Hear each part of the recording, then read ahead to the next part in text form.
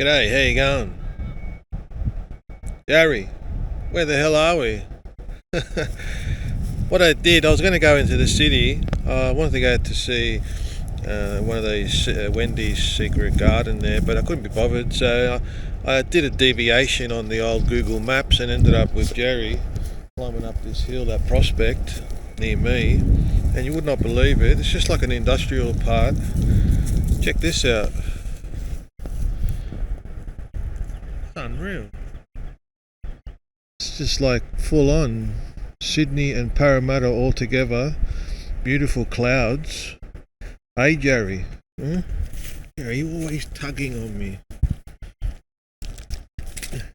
I got my EM10, the old EM10 again, because it feels neglected, the old EM10. I keep taking out my EM1 Mark II, but the old EM10, it's still a beauty. I mean, I use it more for street photography.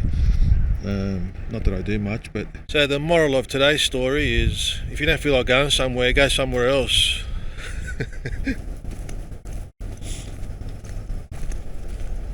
Jerry, we've got to go down this track now.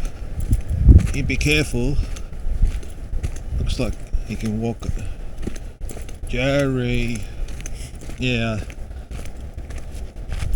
That's what the good thing is. You just drive around and check out new spots. Me and Jerry can discover off the beaten track, literally. Hey Jerry. Hey, you found a good spot, Jerry. It's a one-shot location, but that's all you need, one shot. So I'm saying, sometimes you don't feel like taking photos, and sometimes you do. So as I was driving into the city, I thought, oh, it's a bit of an effort for a day where I'm not feeling it, and just tried. Bloody hell, Jerry, I'm going to fall over. Just try something local, and bang, out of nowhere pops up a view of where I was going to go. Albeit 60 kilometres away.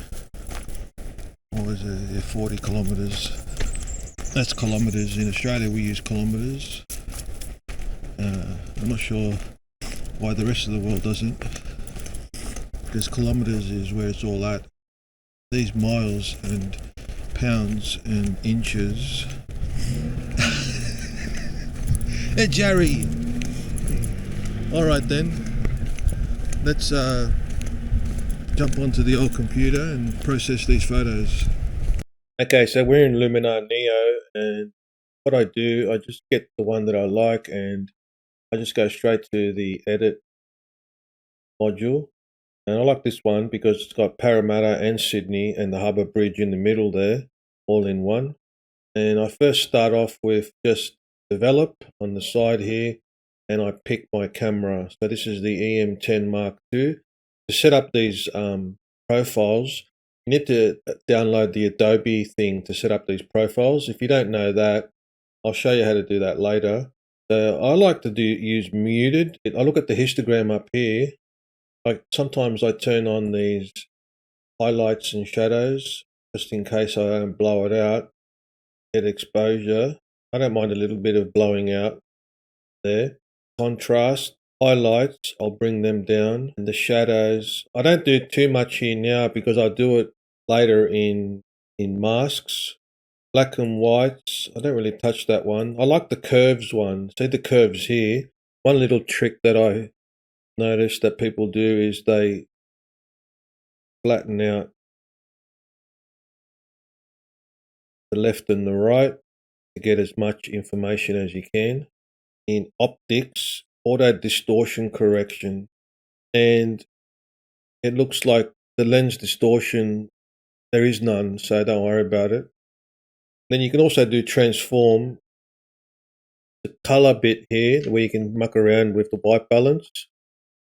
Sometimes I'll just get the little dropper, pick something that's super white, see what that does. Absolutely nothing.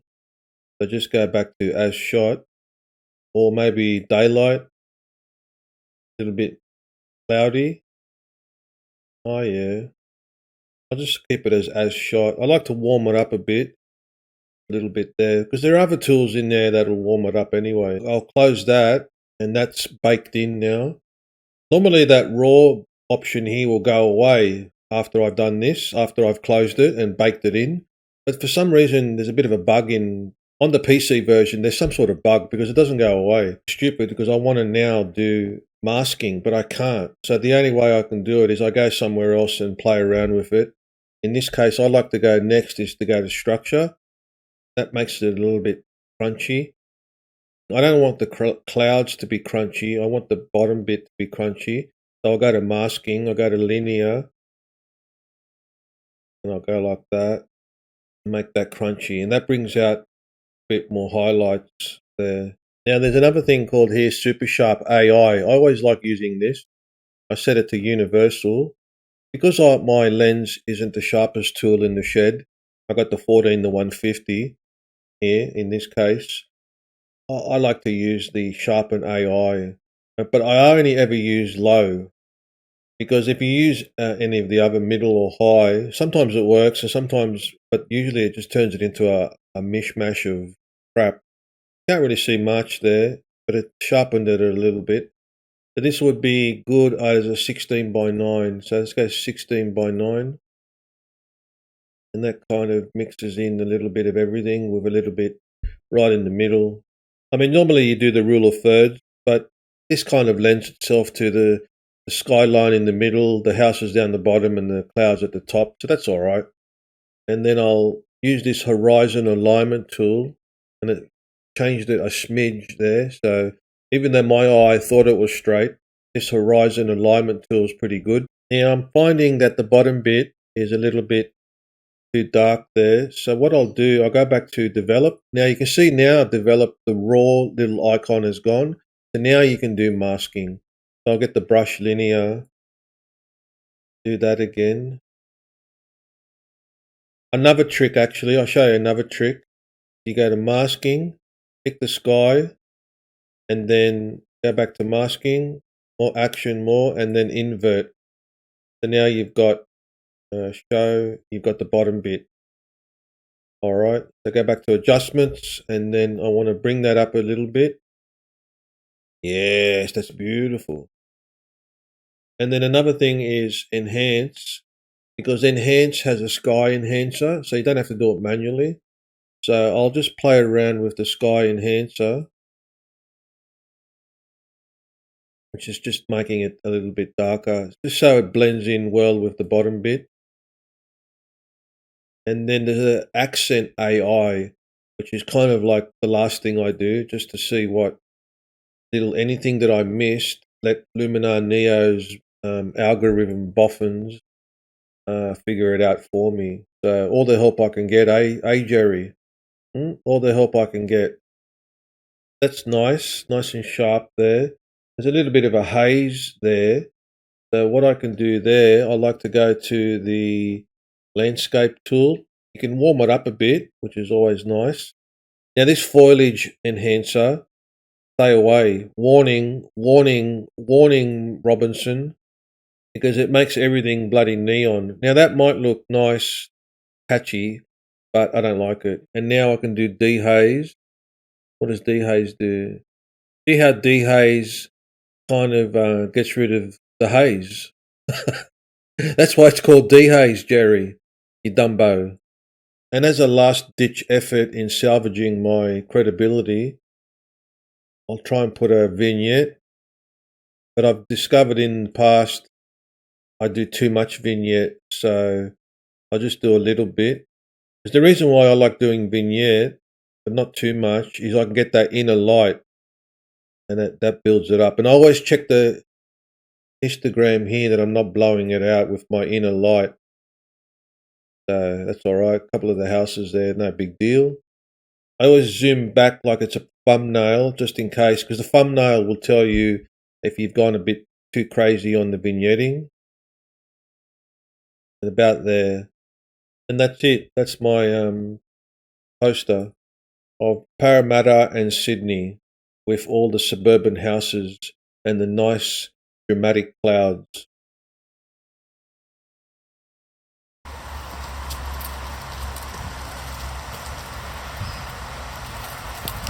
Jerry. Hey! Come back! Jerry, it's a porcupine, you're not allowed. It's Echidna.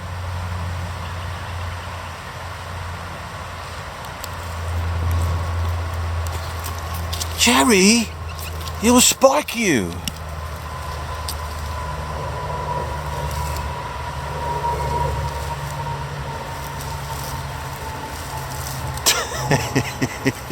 Yeah, Jerry. You got the tippy tail, alright? They got tippy spikes, Jerry. You got to be careful. Your tail ain't going to help you there. Alright. You stay there, I'll take a photo. Okay, here's a picture of that Echidna. Now, I kind of got it in sharpness. There is a preset for wildlife, micro world, raindrop, best close-up. Alright, that's pretty close, so we'll use that one. Go to edit, so I'll make it super sharp.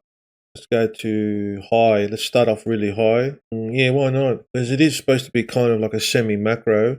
I think with this I used my bazooka, my 100 to 400, which is actually not a bad RBC lens. Really bloody close. Not a macro, but it's a really bloody close lens. As well as, telephoto. People will look at that going, what the hell is that? Looks like a flower. And this one deserves an awesome vignette. So let's look at it as a small thumbnail. The crop doesn't go well. Let's do something funny here. Let's go to catalog. I'll move it over to Gen Expand. To expand it this way a bit. Just a smidge. Hey, Jerry. And then what do you want? What do you envision here? Nothing. I just want you to expand it. So just do it. All right, Luminar. Jerry, you think I'm a bit too harsh on the computer? Now, it takes a while because it's got to go back talk to headquarters over in Geneva there. Ukraine? I think they're in the Ukraine. Well, there you go. Not too bad, actually. Far out. Yeah, did a good job. Good on you, Luminar. Thanks, Gen Expand. Generative Expand.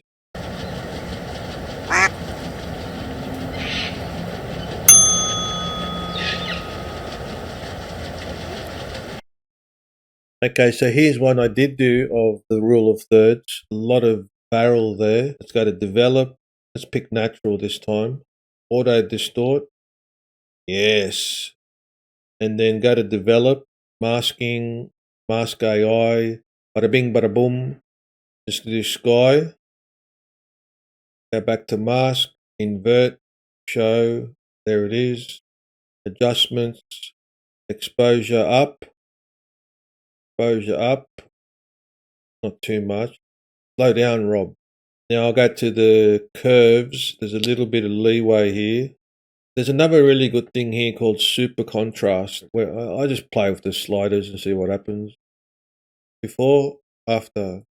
Just gives it a bit more brightness to it. And then I go back to super sharp. I'll do a low pass over the entire thing. Let's do a masking on that. Linear gradient. I don't want the sky to be sharp. Now I need to crop because the bottom bit is useless. I don't need too much sky. Let's do 16 by 10 this time. Perfect. 2/3 at the top, 1/3 down the bottom. Apply that. That's 16 by 10. That's a beauty. For some reason that looks out of whack. Even that's a little bit of a barrel. Maybe I should go back to develop, lens distortion. That's better. Yes. Now I need to go back to crop. Yeah. Okay. You get too bloody, think too hard about it, and then your eyes start going crazy. Okay, so here's one of Sydney zoomed in on the old 150mm. There's Homebush. There's Sydney.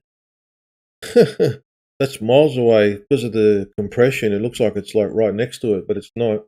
Oh, there's a plane. I didn't even notice that. Let's go to presets. I'll show you the presets. I bought this one here. Every time I buy presets, it's like, what the hell did I buy them for, man? They don't do anything. But anyway, this one was called Perfect Photo Walks. It was only like $20. So I got a discount from Jim Nix of 10%, so it was only like $17. If you're ever in doubt, chuck in Jim Nix's code on anything and you get a discount. I tried my code and it didn't work. Coastal Captures, Riverside Reflections, Mountain Melodies, Skyscraper Silhouettes. Well, that's got to be made for me then, isn't it? Skyscraper Silhouettes. Trail Tales, not Tippy Tails. Let's go to Skyscraper. Looks like all it did was use a lot of dramatic tone. Skyscraper Silhouette. You can actually see what it did actually. If you go to the edits history up here, you'll see what it did. It used high key, it used film grain, mood, matte, contrast, super contrast, details, color, enhance. Well, there you go. We can piss off the film grain. I don't want that. And Skyscraper Silhouettes, it has its own LUT. And this black cloud up here looks useless. So let's do a 16 by 10 again. Perfect.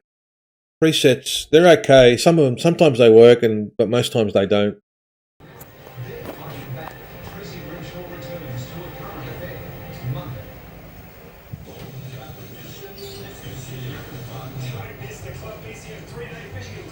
Jerry. Jerry. Hey. Hey. Hey. Who's that? Who's that, Jerry? Oh? Mama. Hey.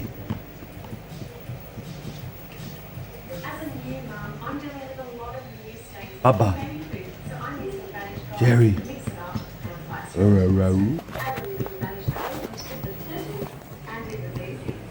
Hey. Jerry, look at your hand. This one, that can't juice. My solution, DOGE. Yes. Soak in the water and pop it into the washing machine. Take a look for yourself. You can see his DOGE. Jerry.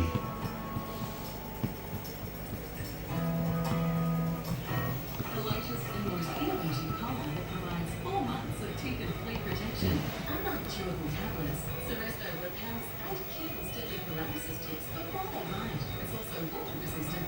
Today.